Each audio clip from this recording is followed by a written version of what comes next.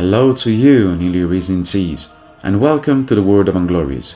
As representative of the Orchard, in the next few minutes I'll tell you all about this necro-fantasy role-playing game, from its settings to its rule system. So shake off the dust and get comfortable. Alas, it finally happened. You died. It happens especially to those who charge into battle with no skills and end up mauled by a bear, splattered at the bottom of a cliff, or with their heads smashed against a pole. Let's just say no one will sing songs of your deeds. But never fear, nothing is lost, except for your good looks and most of your skin. See, after you died, you found yourself in the Orchard, the land of the dead, halfway between the world of the living and the string of afterlives, waiting for the souls to be sorted. The Orchard is a world of pure dead essence, crowded with corpses ready to be resurfaced.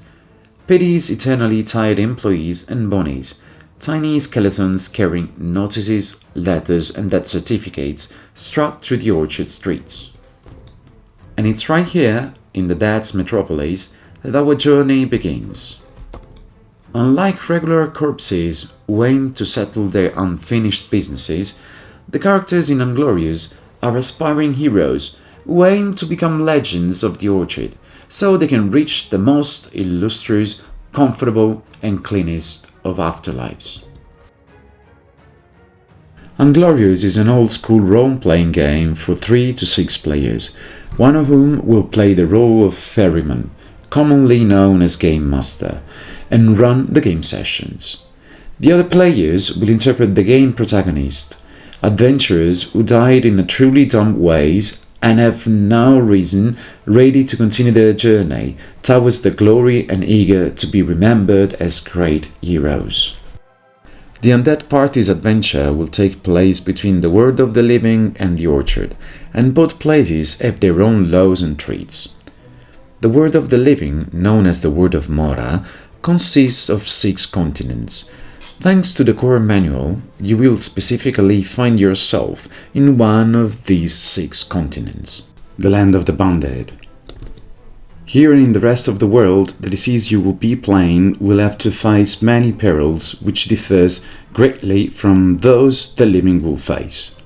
While a pitchfork to the chest or a fall from a cliff would only make them fall to pieces, they will have to be wary of the living joys, restless hunters of the deceased who will never bother to figure out whether a corpse is evil or not.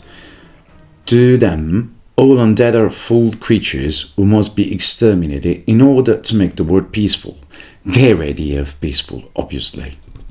Though on the other side of the fight, another foe you will face are the necro-lovers, powerful, albeit foolish, sorcerers, who could technically command entire armies of the dead. Instead, they just keep some expat inside of their gothic towers wearing monochromatic clothing. The living joys aim to destroy the dead, while the necro-lovers aim to trap them for the eternity, having them strut around in teamed competition, dressing them in ridiculous clothes, and making them pose for humiliating portraits. Aside from them, the game features all the canonical creatures of a fantasy world, always ready to smite any other living or not being who is different species than them. Dragons, goblin, orcish, coxswain-like trolls are but a few of the creatures who might permanently break a deceased body into pieces. And let not forget angry farmers armed with pitchforks. In the world of the dead, beyond the cities where the dead live, are the salt fields, deserted lands where even broken things, lost treasures and single socks find new lives, and they are not the only one. In fact, this is where the outlaw disease lived, divided into gangs and extremely rude.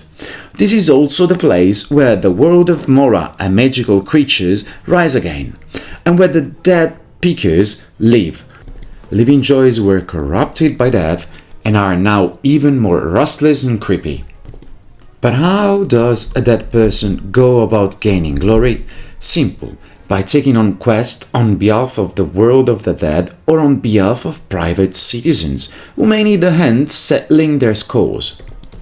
Each of these quests will be rewarded with vouchers, the word of the dead currency.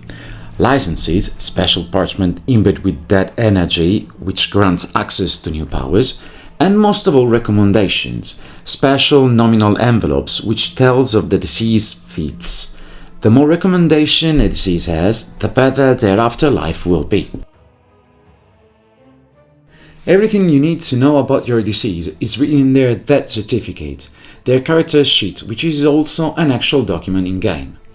In the upper left section is a general description of the deceased, mostly how they died and how they rise again. Moreover, the certificate mentions their deceased body, how they rise again, and their type, which is tied to the type of corpse they are.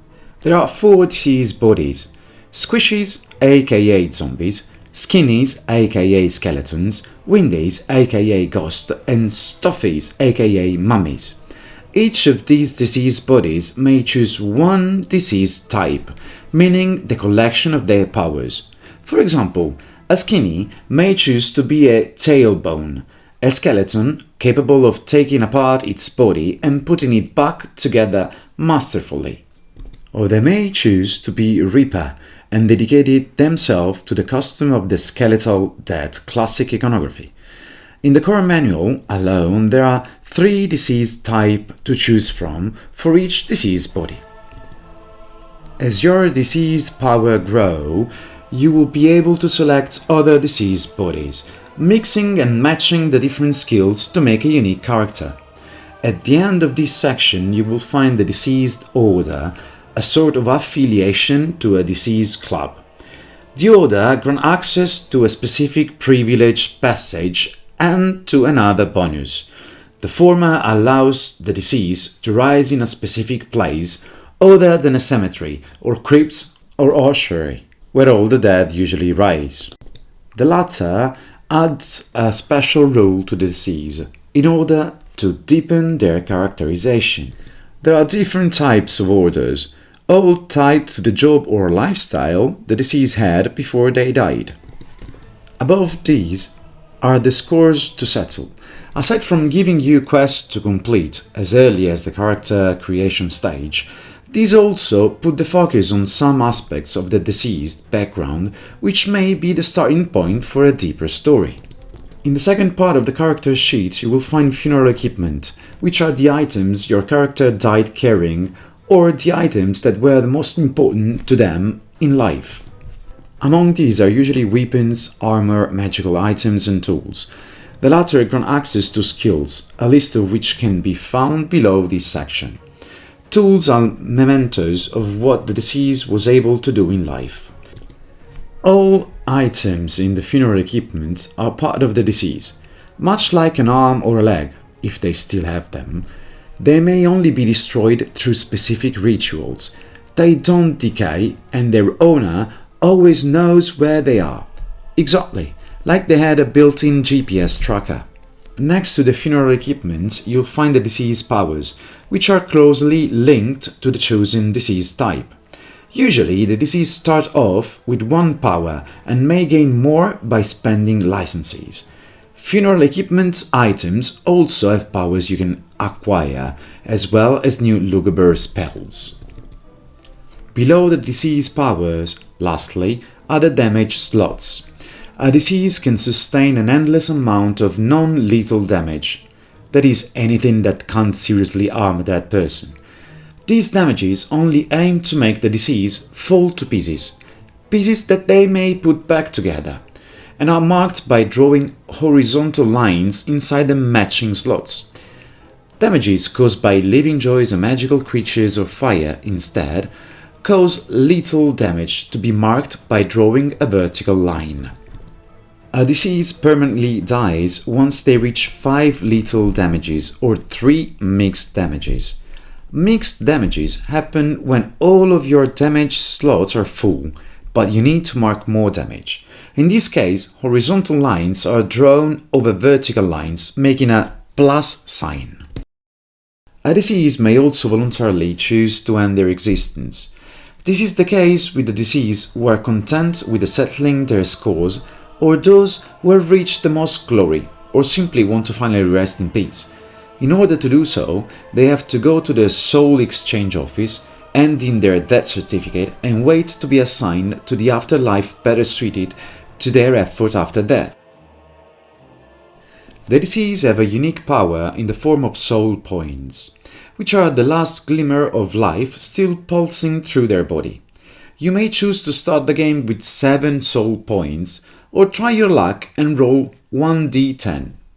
Soul points have many uses, such as activating spells and disease powers, healing wounds, increasing your odds of success during a check, and activating heroic feats, incredible action which go exceptionally well and will be written in the deceased ballads. Soul points are recovered in threes at the end of each in-game scene, combat, dialogue, crossing a forest, etc., or through the use of specific potions. In Unglorious, you will only be rolling 1 or 2 10-sided dice. The ferryman tells the character what the difficult level for the check will be, and the players may then choose to roll 1 die or spend 2 soul points to roll 2 dice and choose the best rollout of the 2. However, this is only possible if the character has specific expertise or skills related to the check. If they don't, they will roll 2 d10s and choose the worst roll out of the 2. Once for game session only, a deceased may perform the check with this bonus even if they do not have skills or specific expertise related to the check. This is called the dead hand. Use it wisely. Well, that's everything. I hope this video was useful and that it made you curious towards the world of the dead. Now you just have to grab your death certificate, your rusty sword, and get ready to rise again.